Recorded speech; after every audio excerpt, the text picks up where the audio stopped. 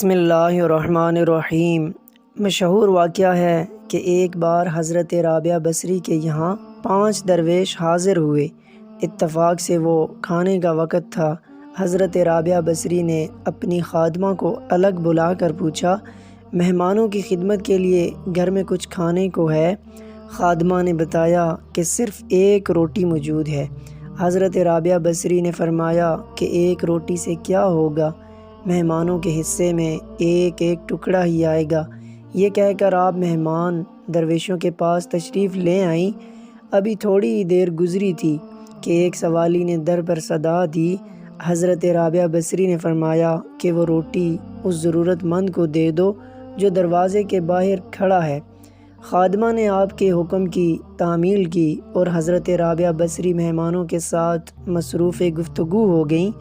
کچھ دیر بعد خادمہ حاضر ہوئی اور اس نے عرض کیا، ایک شخص کھانا لے کر آیا ہے، کتنی روٹیاں ہیں؟ حضرت رابعہ بصری نے خادمہ سے پوچھا۔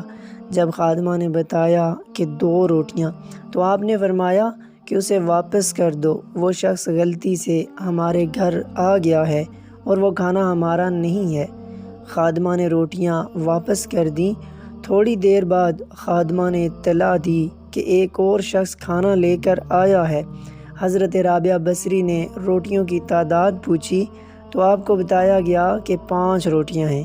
حضرت رابعہ بصری نے جواباً فرمایا، اس بار بھی کھانا لانے والے سے غلطی ہو گئی، اس سے کہہ دو کہ وہ کھانا ہمارا نہیں ہے۔ تیسری بار ایک اور شخص کھانا لے کر آیا۔ پھر جب خادمہ نے آپ کو بتایا کہ 11 روٹیاں ہیں، تو حضرت رابعہ بصری نے مسرت کے لہجے میں فرمایا، ہاں یہ کھانا ہمارا ہی ہے، اسے قبول کر لو۔ خادمہ نے کھانا لا کر درویش مہمانوں کے سامنے سجا دیا۔ پھر جب درویش کھانا کھا چکے تو ایک مہمان نے عرض کیا کہ 3 مختلف شخص کھانا لے کر آئے، 2 افراد کو آپ نے واپس کر دیا مگر تیسرے شخص کے لائے ہوئے کھانے کو قبول فرما لیا، آخر یہ کیا راز ہے؟